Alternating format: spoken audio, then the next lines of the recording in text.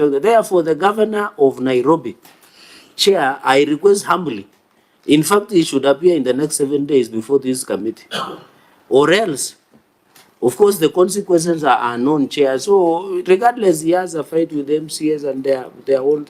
We want to see the money that is allocated and appropriated to Nairobi is used in the right manner. Mambo yao na yamesikizwa na vile vile pia leadership wametoa mambo yao ikasikizwa. Kwa hivyo kwa kauli moja tumekubaliana kwamba hiyo pending impeachment yairishwe na itolewe na sasa tumekubaliana. For the last few days, the barrels of Nairobi MCAs were all pointing at a possible impeachment of the Nairobi governor, Johnson Sakaja. The impeachment motion against Sakaja was supposed to be tabled today at the County Assembly of Nairobi. But President William Ruto and ODM party leader RAILA yesterday intervened to save Sakaja after a number of 84 MCAs had already signed on his impeachment motion. But the question that we all might be asking ourselves is, why did President William Ruto sweep in to save Sakaja, yet we have seen other impeachment motions brought in the floor of the House, or impeachment happening all over the country, but the president has not intervened in any of them directly? Remember, the last 1 week, we have had the impeachment of the Kericho governor, Dr. Eric Mutai. From the recent impeachment fiasco, the president did not intervene to save Dr. Eric Mutai. Yet, the governor of Kericho is a close ally to President William Ruto.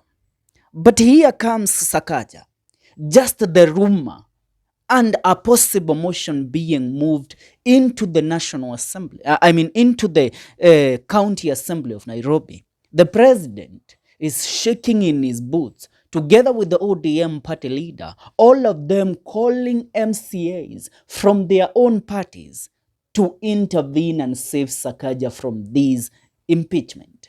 Ruto held a meeting with UDA MCAs.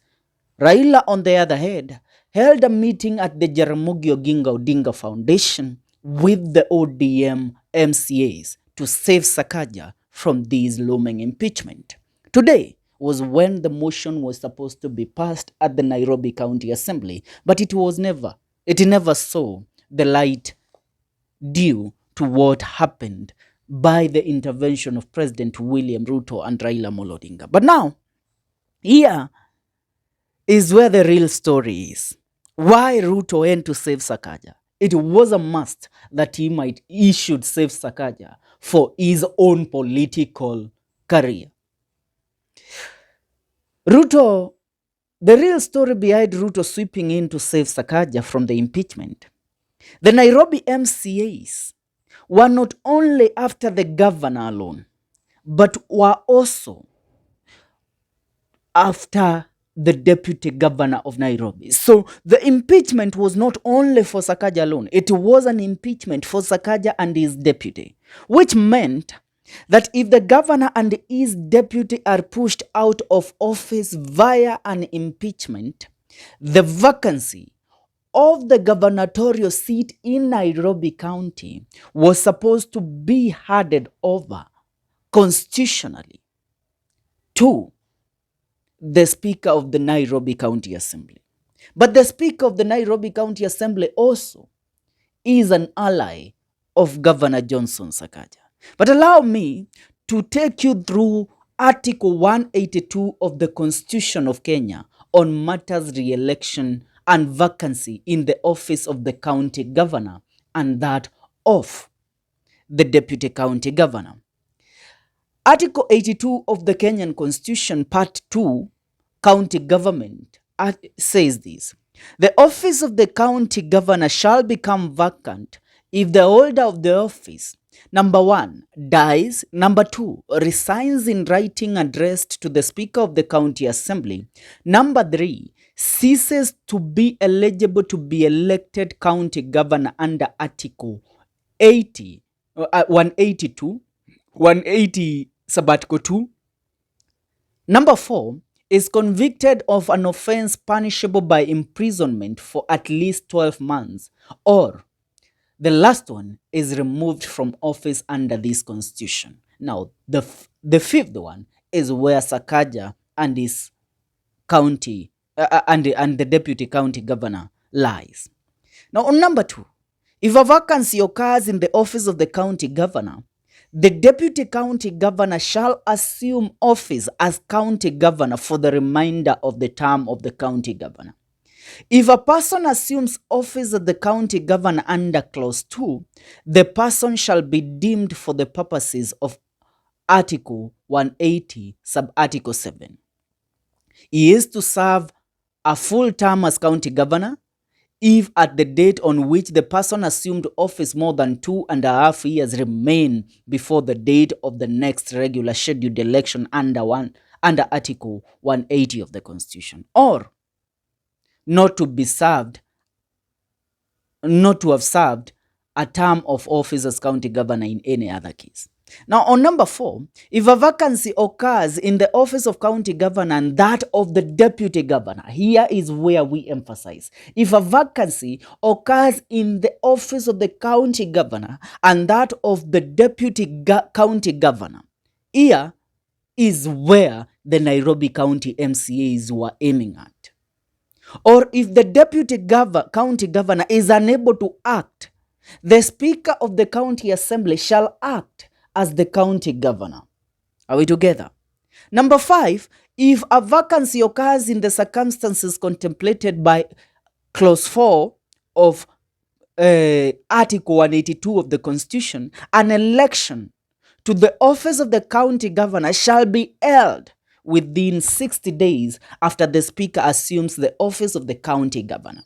Now, a person who assumes the office of the county governor under this article shall, unless otherwise removed from office under this constitution, hold office until the newly elected county governor assumes office following the next election to be held under Article 180. Now, remember, if the Speaker of the County Assembly of Nairobi was to take over after the impeachment of the governor, SAKAJA, and his deputy, the Speaker should have held the office of the Nairobi County Governor for only 60 days until a new by-election is held where? In Nairobi.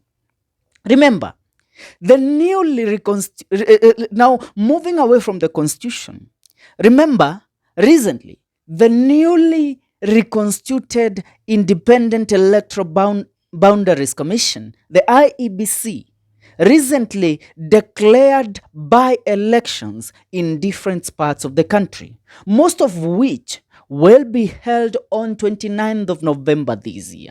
I remind you, 29th November this year is in a span within the 60 days that the Speaker of the County Assembly should have continued to hold office.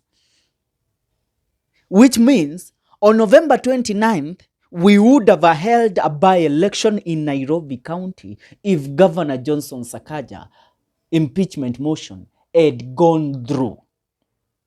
Now, this provided a rare window of opportunity if the Nairobi County Governor and his deputy were to be impeached, which would leave the vacancy where every party in the Republic of Kenya would have fronted their candidates to vie for the gubernatorial seat of Nairobi. Remember, if a by-election for the gubernatorial seat in Nairobi is to be held today, that by-election would be as highly contested as that of the presidency. Remembering that right now, Ruto and RAILA Amolo Odinga, knowing of how unpopular both of them are, together with their parties, the UDA and ODM, are so unpopular right now, they could not in any way risk a by-election in Nairobi against one Rigathi Gachagua's party, the DCP party. And that is where you all have to understand. President William Ruto had to sweep in to save his own skin. He didn't do this for SAKAJA. He did this because he knows if a by-election is supposed to go down today in Nairobi County, oh my, knowing that right now, a lot of people are behind Rigathi Gachagua, it would mean the head, a litmus paper of the 2027 election wouldn't have been so better than a by-election in Nairobi County. Mtazamaji, that is the reason why Ruto and Raila had to save SAKAJA. Leave a comment in the comment section. See you in our next video.